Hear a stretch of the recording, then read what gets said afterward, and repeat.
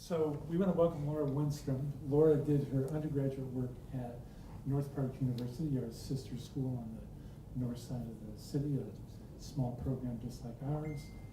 Did her graduate work at the University of Illinois at Champaign, where Brian also did his graduate work, and now lives and works in St. Paul, right?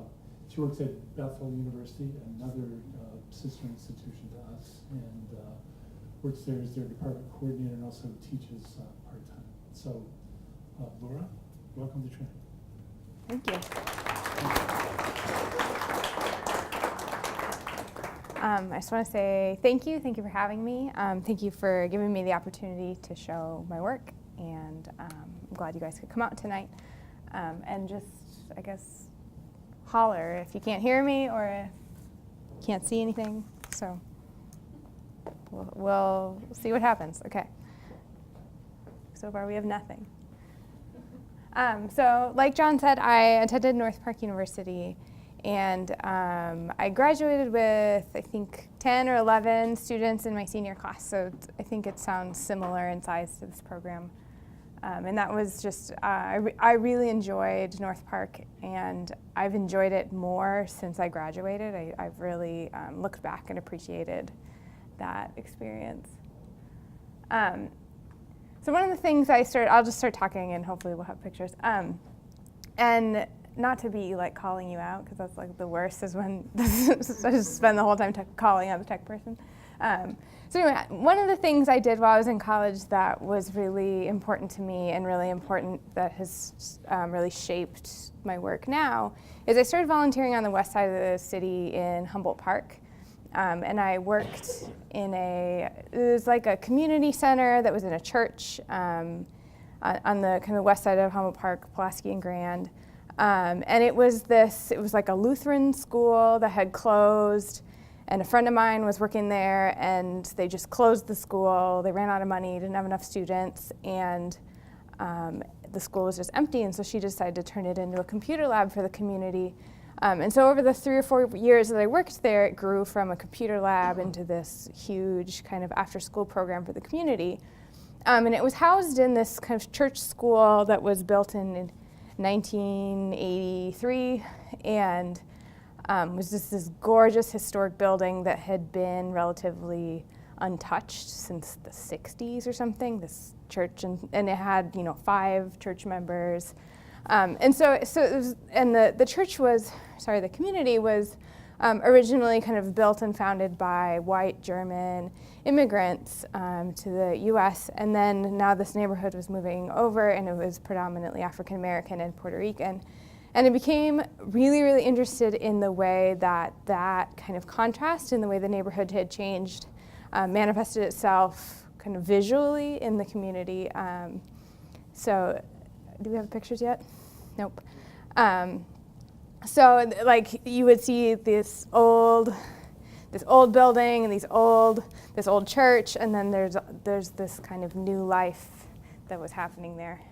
Okay, so this is one of the images I took of some of these kids. They're having a dance party in the sanctuary, and there's these weird, like 3/4 size, it's like Jesus and these other, like this super weird facade at the front of this church, and this kind of like really white Protestant tradition mixing with this like very different tradition that was just continually interesting and fascinating. And also just one of the first times I've really interfaced with a community that's drastically different than my own. So my senior thesis work as an undergraduate student became based on this community and working with these kids. And so I found like scraps of wood in the alley, and I made these kind of paintings. I started out with kind of a painting drawing background, and I photo transferred images of these students onto these paintings. So they were kind of like ink and acrylic and transfer. And so kind of built this community, or this little block. I was really interested in like Kerry James Marshall and Romare Bearden at the time, or still am. This is a mural that I made with some of the kids And it was almost 2 blocks long. It's kind of fun. And you can see it on Google Maps or Google Street View. I was just looking at it the other day. It's sort of funny. Looks mostly the same. Okay, so I graduated from North Park University in 2009. I was just telling John that the year I graduated was also the year of the recession. Like it happened kind of like right as I got out of school. And I think the whole time I was in college, there was sort of this idea that, you know, you go to college, you're going to get a job. Like, it doesn't really matter what you do in college, you're going to be successful because you have a college degree. And I think that that paradigm like radically changed the last, you know, weeks and months I was in college. And then left college being unemployed and couldn't find a job. No one was buying art in the recession, not that I was even making art that people were wanting to buy. So it was this really sort of crazy time. So I spent 3 years between undergrad and graduate school teaching art, teaching reading, and teaching special education in Minneapolis, well, actually Chicago and Minneapolis area. And just piecing together lots of jobs. Like I was doing all these after school programs and summer camps, and this thing was a week long, and then this thing was 2 weeks, and it was crazy, but I really enjoyed it. But ultimately, I'm really an introvert and realized that working in an elementary school with a bunch of children is like the most exhausting thing you can do. As an introvert, like sit down, be quiet, like stop doing that, and like I just the like amount of kind of like noise and stimulation that was happening every day was absolutely exhausting. And so I decided I can't be doing this anymore. I was also working in a special ed program with like very, very violent 5 and 6 year olds, and it was stressful and dangerous and need to get out. So I was like, I'm going to grad school. So that's when I decided to go to grad school. And I started at University of Illinois in Urbana-Champaign in the fall of 2012. And this is one of the first projects I did in grad school. And I should just say that graduate school was like a huge culture shock for me. I went from working at an elementary school where, you know, teachers, your coworkers would like leave you Post-it notes with stickers and be like, I hope you're having a great day. I think you're special. And, you know, everybody was like, we wear matching shirts on Fridays. And like everything was just so like warm and fuzzy. And I mean, not to mention that, like, not everything was awesome, but it was just this very, it was a warm and fuzzy environment. Everyone was just really like, oh, you're just the best. No, you're the best. And we would have meetings where everyone would give each other kudos. It was this like very female, nurturing, dominated environment. And I went from that, like 1 week later, I was in graduate school where we were like, it was like much more of a male environment, and we were talking about Foucault and, you know, modernism, and it just suddenly was like really crazy, and there were no children anywhere, and everything was like really sterile, and anyway, it just was this really dramatic cultural change for me, and a lot of my identity had been wrapped up in being an artist and being a teacher and working with children, and that was a lot of where my inspiration came from. And suddenly there were no children, and I like didn't know what to do, and I didn't know how to make art, and I didn't know how to talk to like serious adults about art, and it was really stressful.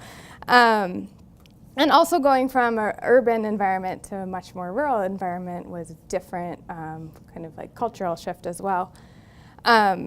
So this is kind of one of the first projects I made in grad school, trying to connect that kind of like past life to this new life.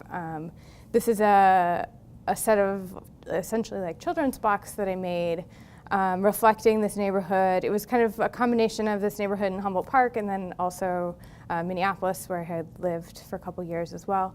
And thinking about, you know, what does it mean to be a kid who's playing with blocks that, you know, there's always the police officer and the hospital and the doctor, and there's an ambulance and a fire truck, and there's these perfect little towns, like if you buy a set of kids blocks, and it's like, what happens if that's not your neighborhood and you don't live in this perfect town, or what does that look like? So I was just sort of thinking about that, and so this is ink and acrylic. It's a set of children's blocks that I sanded down and then kind of built back up. And this is just an animated GIF that I made that sort of shows the each little piece is like a little painting, and I like that when you turn it, it's a different painting, so it's sort of this modular thing. And when I displayed it in the gallery, built a custom table for it and encouraged people to move it around and play with it and build things like that. So it's had a few different versions, but this is kind of a visual example of what it looks like. And it carries in a little suitcase. It's kind of adorable. It's like this vintage red Samsonite suitcase. Okay, so after I was doing that project, I was still really struggling with this kind of like cultural shock of grad school and trying to fit in. And at the same time, also kind of realizing so my last year of teaching elementary school, I was working in this really violent special ed program, and kind of didn't really realize the level of trauma that I had sort of absorbed and was just sort of surviving day to day and working with these kids that had experienced significant trauma in their life. It was just really kind of like heartbreaking to then know that there were these little kids in the world that were dealing with so much kind of like trauma and hurt and pain on a daily basis. And then here I am, I'm an artist, and I'm alone in my studio, and I like just being an artist felt like this enormous luxury, and it felt like there was a lot of guilt involved in it, like I wasn't doing enough to help other people, and it was this extremely selfish act. So that's like my whole like grad school. You have a lot of time by yourself when you're in grad school to like think about yourself, and a lot of navel gazing involved, so that's what I was going through. So anyway, my husband is super into gardening, and at some point he had stumbled across these microscopic cellular structures of trees, and he showed them to me and was like, you should make art about these. And so I did, which is not usually how things work. And so I started, usually I'm like, that's a great idea, and I don't do it. But so in some way I actually did this, and I started making these paper collages using, security envelopes, recycled paper, just any like ephemeral paper I had laying around.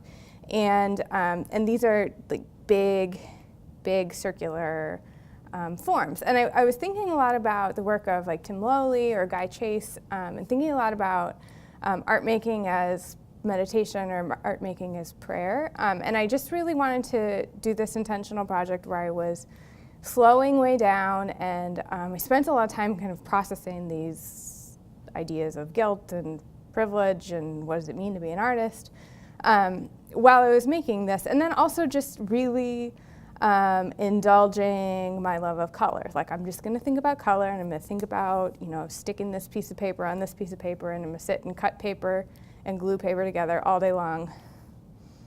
And I'm just going to do that for that's what being an artist is about sometimes. So I ended up making a whole series of these. And at the same time, I was looking at like Gee's Bend quilts out of Alabama and thinking a lot about color and color theory.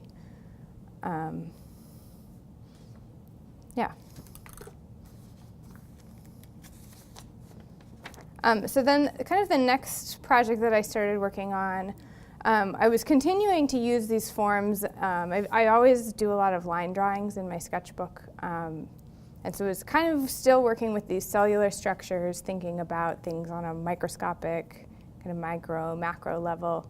And was able to use the laser cutter to turn these line drawings into cut felt. So I used blue, like different colors of blue felt.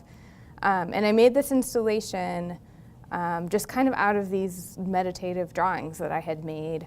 And so this became this big abstract kind of installation. And I was really interested in creating a space or creating an experience. One of the sort of early ideas I had for this project, I had been doing some kind of paper cut and like cutting pieces out of a map. And it wasn't going anywhere, and I was really mad and frustrated, and the world was ending. And I, for some reason, held it up to the window in my studio, and it cast this really amazing shadow across my arm. And there was like this, it was like a tattoo, it was like another skin. And I became really interested in this idea of what it's like to be in a space where you are like physically transformed by the work. And so created this installation to cast a shadow. And I'm actually mostly just interested in the shadow. I think if I could have made it without the blue and without the, I mean, that's okay too, but I think the shadow part is the most interesting part of it to me.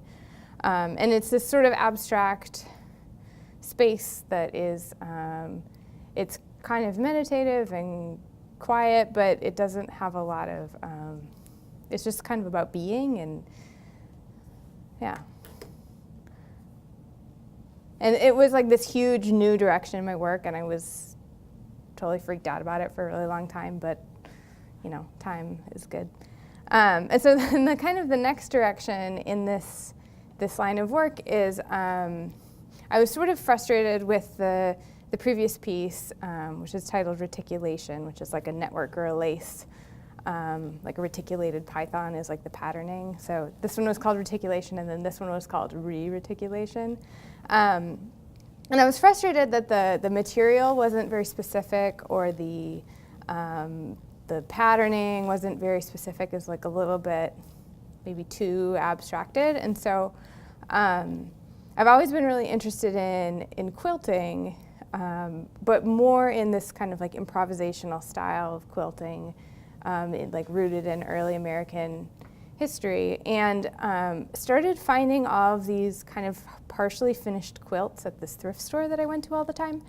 And so I was taking these unfinished quilt pieces. So, you know, someone had started making a quilt, and for whatever reason, they didn't finish. And I started cutting apart the center, or cutting out the square, or the main piece of each quilt, and then all that was left was the stitching, the kind of the seam allowance for each piece, and was really interested in the aesthetic decisions that other people had made.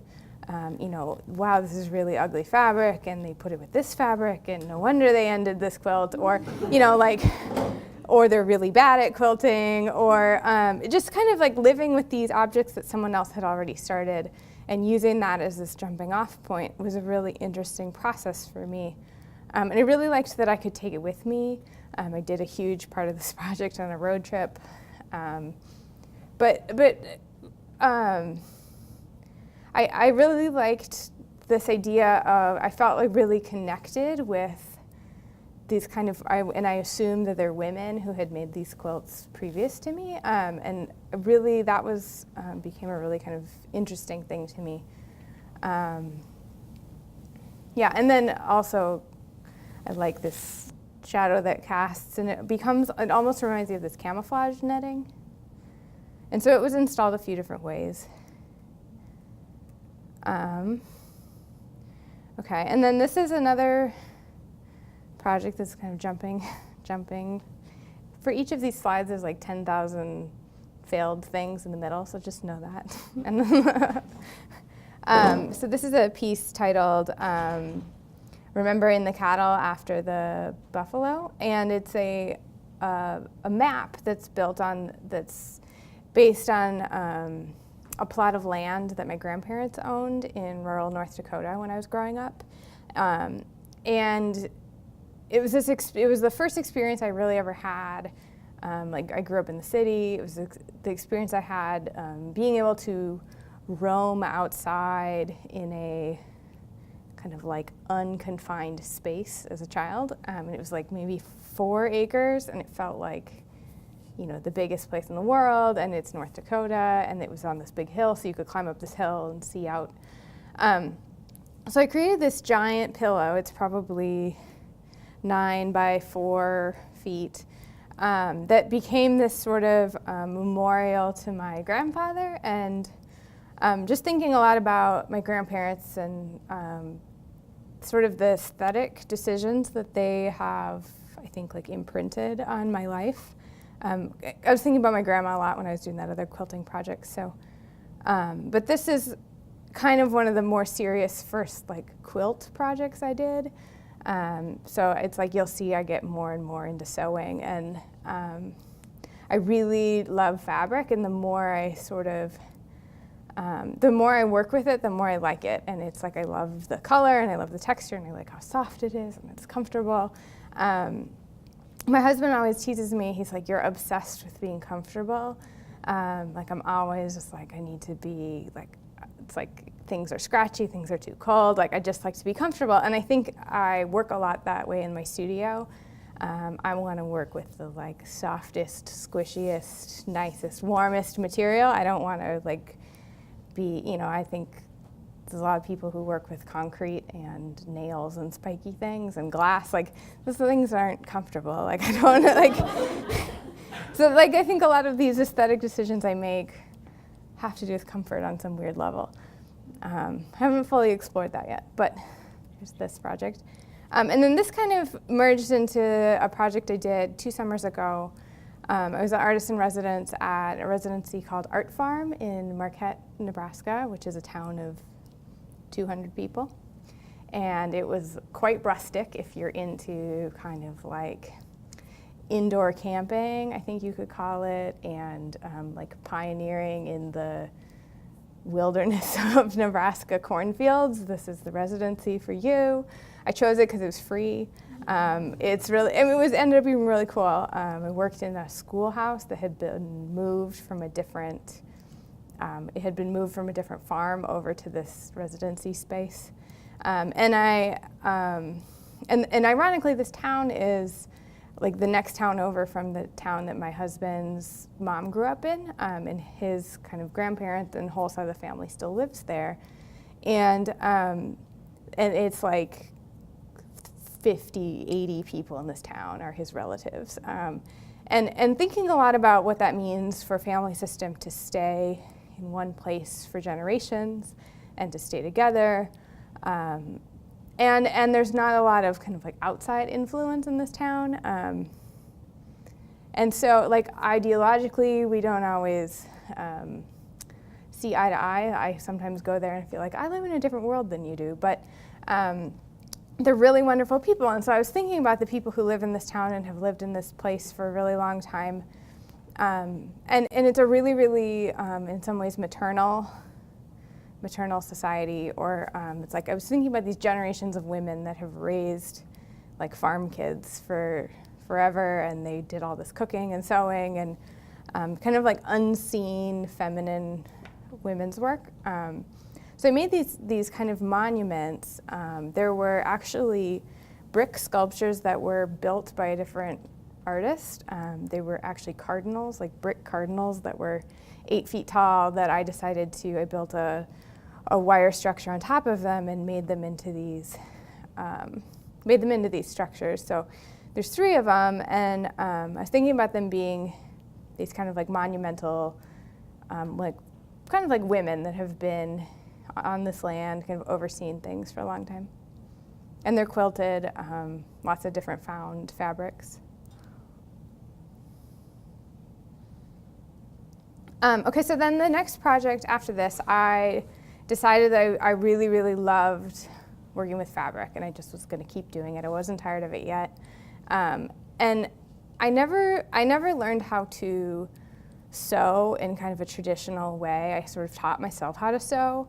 And there's all these sort of sewing rules that people who are good at sewing or good at quilting would know about. Like you're not supposed to iron things when you sew them, and you're not supposed to mix kinds of fabrics. Like you should just put a cotton with a cotton. And I don't really like know or care about those rules. So a lot of the sewing that I do is like, I'm going to put this silk next to this stretchy fabric, and then it's just sort of I'm making it up as I go. And I think that if there's kind of like craft purists, they would be sort of horrified. But I also like that about about my practice of sewing, because it feels sort of subversive in a really like minor way. Like, take that, Grandma. Like, I did just sew that t-shirt to that piece of wool, or like, you know, and yeah, so, and a lot of garment construction sewing rules come from like washability and wearability, and if you're not going to wash or wear these things, it doesn't matter. So anyway, that's a tangent. But I started just doing tons and tons more sewing, and was really into making bright and squishy and fluffy things. And another part of that is, you know, I was in grad school, and like, so these like male professors would come to my studio, and they'd be like, they would have nothing to say about the work I was making, and it was obvious, like they weren't interested in it, or they didn't know how to talk about it, and that was like both kind of demeaning and frustrating, like just because I'm not painting or I'm not sculpting. Like, I am sculpting, I'm just not using lumber and drywall. I'm like using this more traditionally feminine material. So I was always kind of like navigating, yeah, I'm gonna sew it and it's gonna be fine. Like, I'm a girl and I can do it. So that was kind of this. It also felt really sort of political to be sewing. And so anyway, I started this piece feeling super compelled to make 100 squishy balls. And I didn't know why. And I just decided that's what I was gonna do. The clock was ticking, the semester was rolling, I was making balls. And they're, you know, softball to beach ball sized. And for weeks I was just making these, and I didn't really know why, but I was super into it and was loving it. And halfway through this project, if you remember, I was talking about this community that I worked in Chicago. I found out that two of my students, my former students, who are now teenagers, had been shot in two unrelated incidents within a week. And both of them survived, but it was really, really sad and really, really horrible to be thinking, like, here I am still in my studio, and these kids are like on the street and they're getting shot. And one student, she was in the ICU for months, and now she's gonna be in a wheelchair for the rest of her life. And just really thinking about, like, I'm not really connected with them anymore, besides like we're Facebook friends, and what does that mean? And just really kind of like grieving for them and grieving for their families, but also doing it from this really weird distance. And so I was like making this crazy sort of bright circus happy thing, and was like depressed out of my mind at the same time. And so was like really trying to explain that to people or deal with that. And through one of the conversations I had with somebody, started thinking about these balls as a material, and like what can happen with them. Meanwhile, I was taking a class called Sew and Flow, and it was a performance, like a dance and costume design class. And I learned some sewing tips for the first time in my life. Like, you're supposed to iron things when you sew them. So I was sort of learning this traditional sewing practices for the first time, and then also I was moving and in this scary modern dance class, and it was totally outside of my comfort zone, but started thinking about performance in my work, and in a way that I'm not a performer. Like, I'm not interested in like performing. Like, this is the extent of performance that I do. And so anyway, I was, let's see if this will open. Oh, good. So I got one of these dancers in this class to move under these balls. We'll just do it this way. And it doesn't have any sound, but I started thinking, so I connected them all together, and I started thinking about, there was a performer underneath it, and she had a soundtrack attached to her that was of a woman sobbing. And it became this piece that was about mourning. And we did a live performance of it at my MFA thesis show. So it was in the gallery, and it was actually a different performer then, but it started out, she was just, the piece was still, and then this person underneath started kind of rolling around on the floor, and this piece takes on this really scary like blob, and everyone's like, there's a robot, and all this. So it was this really, really low-tech special effect that I became really, really interested in. And it's just this really kind of simple movement. And also thinking about this idea of what it means to be under a burden or under something. So if you're under this object, it's really, really heavy. And then if you're on top of it, it's light and squishy. And so thinking about that kind of dichotomy of class and privilege.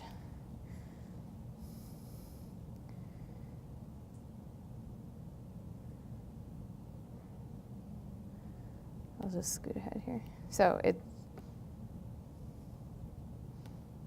on YouTube if you want to see more of it, but it's like 12 minutes long on this.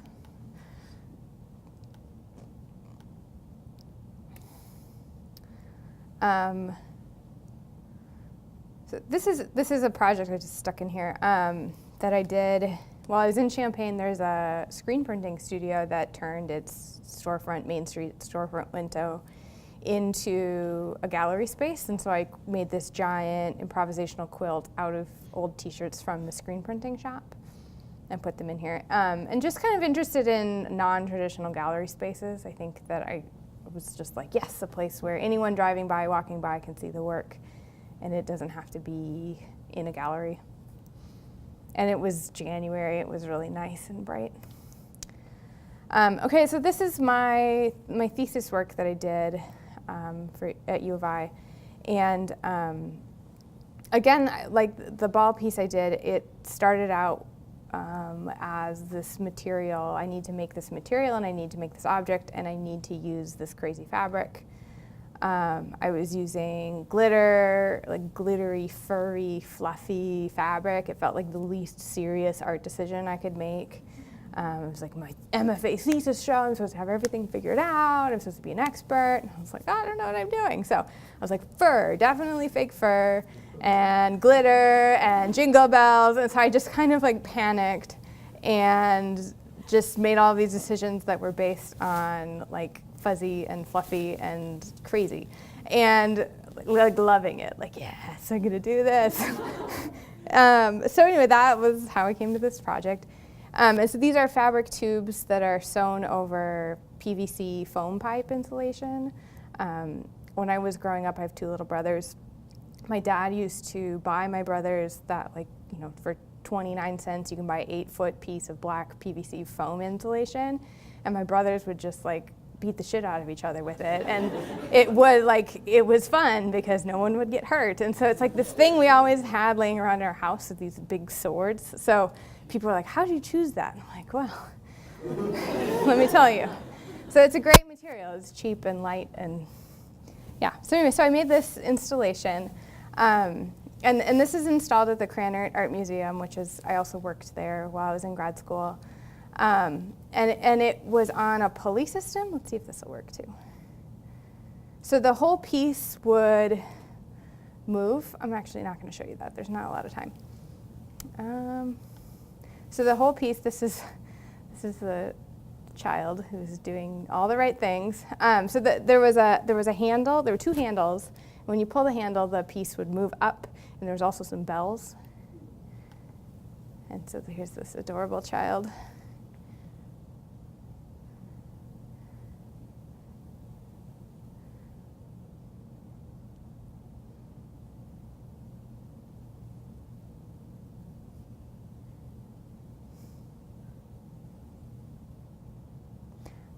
And so one of the cool things about this is because I worked at the museum and I was friends with the head installation specialist, we rigged the pulley system inside the ceiling of the museum. So the pulley just came out of nowhere. And then the other pulley was on the opposite end of the museum around the corner. So you couldn't see it until you were or you would pull it and you would hear this jangling and you would have no idea what was going on. So the perk of installing in the museum that you work in, you get to go spelunking in the ceiling.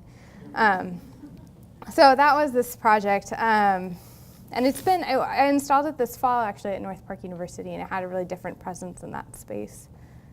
And then like ironically, another student painted her wall hot pink for her show, which worked out really great for me.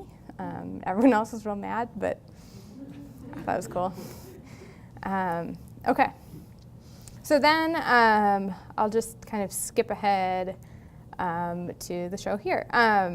So this summer, so I graduated from grad school in May and moved home to Minneapolis with my husband. And we spent the summer looking for a house to live in. We bought a house this summer. And my kind of understanding of what it's like to buy a house, unfortunately, stems from House Hunters, which I don't even remember ever sitting down and like saying like I'm gonna watch House Hunters tonight, but apparently I've seen a lot of it and I don't know how.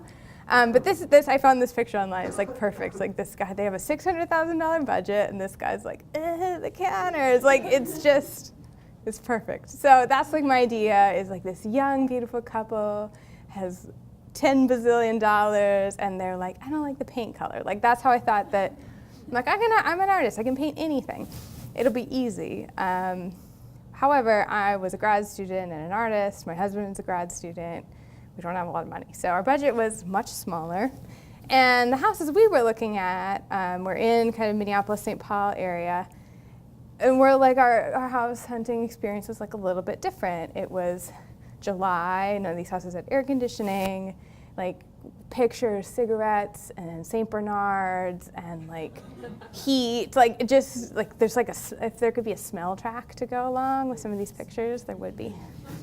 So we're looking at these houses, and I was just sort of snapping pictures. Like I'm just gonna remember what this bathroom looks like, or remember what this bedroom looks like, and I wasn't really thinking about it. This house, there were instructions on the front door with how to take care of the dogs. And the dogs had like destroyed pillows, and there was like fluff all over the house. It was really funny. But so there were people living in these houses, and they were really dated. But I became totally obsessed with these aesthetic decisions that other people had made, like new yellow counters. It's crazy. Like different yellow counters. And I just like a lot of it was so bad, or the houses were. If they weren't ugly, they were just falling down, or so I don't know. So we looked at 25 houses, but I just really, really loved these.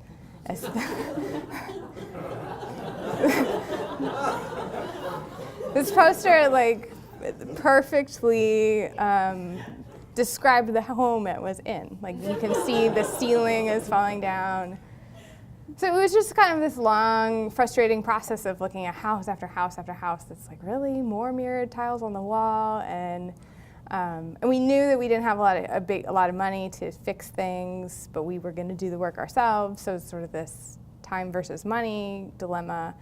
And then you're also, when you're looking at houses, you're thinking about, what school are my future children going to go to, and is the neighborhood safe? And I want my, I don't have kids. Like, are my kids going to ride their bike on the street? And where will our dog? Just thinking way too much into the future, but also thinking about who's going to be my neighbor. And kind of traditional wisdom is you're going to buy the best house in the best neighborhood for the best deal. And like, what is the best, and who decides that? And just like really thinking about, well, just because there's crime in a neighborhood doesn't mean that the people who live there are bad, or because a school has underperforming students usually just means the students are poor, doesn't mean that they're stupid.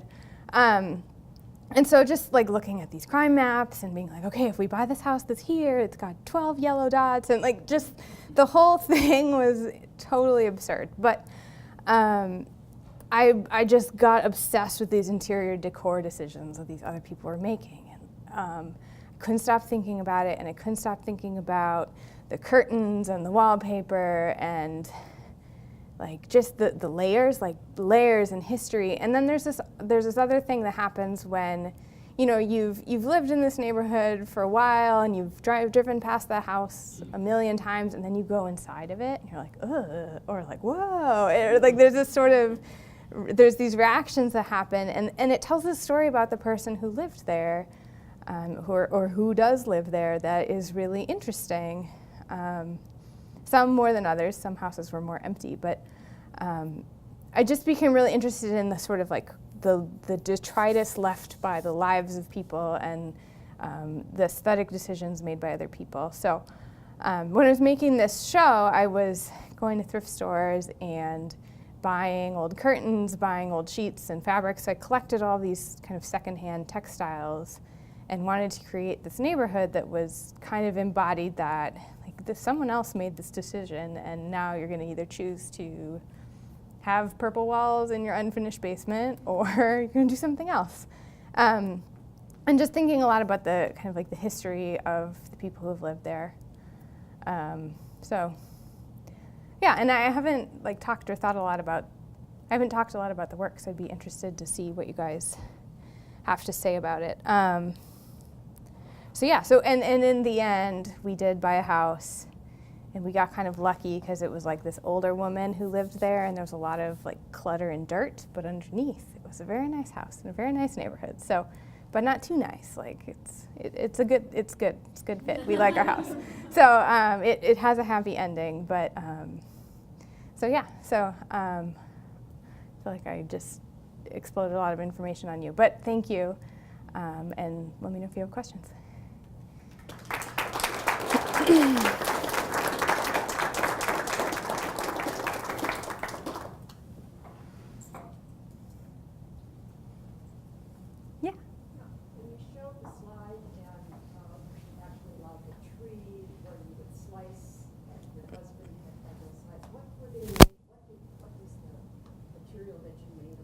The ones that I made? Yeah. They're paper, so recycled, colored paper, glued together. Which turns out isn't the best way to work, because they all kind of like, I was using school glue, Elmer's school glue, and they kind of fell apart after a year, so, but yeah, I was using paper.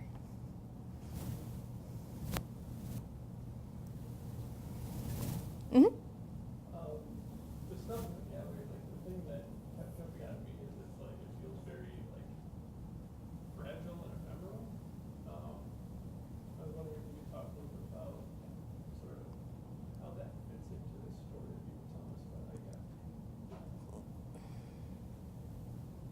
That's interesting, because I haven't thought about it that way. Oh, okay. But I think that like lace can be very kind of fragile and ephemeral. I'll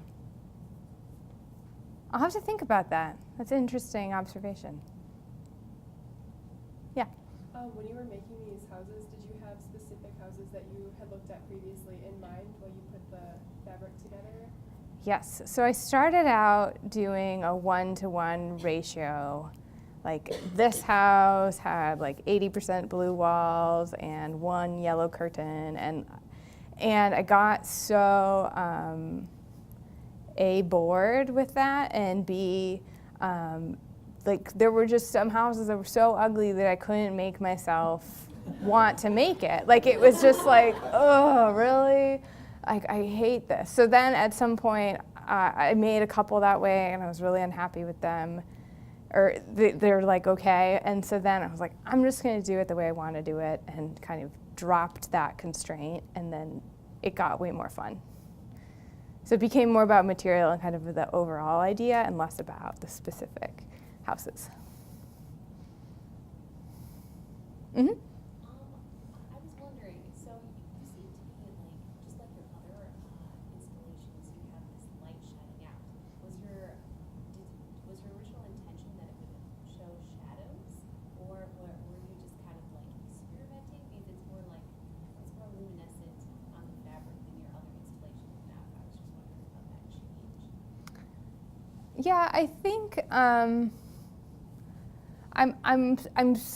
really still kind of exploring the way that light and shadows and fabric interact with each other, and I think there's 10,000 solutions out there and there's probably 1,000 good solutions. So I think I'm just still really working through. I think the next project I'm going to do is going to go back to that big blue shadow piece, because I'm still thinking a lot about the shadows that those cast.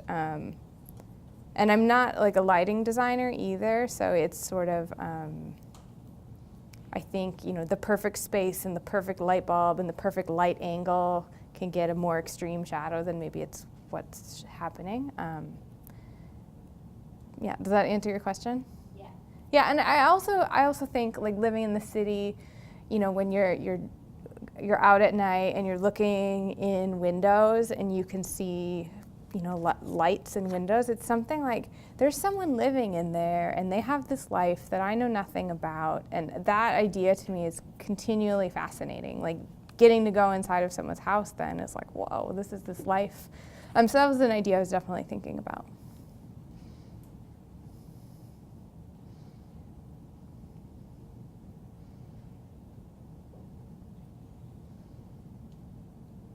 Is there anything else? Yes. Yes. What do you ask? I asked if I could ask a simple question. Do I get two? You get to. You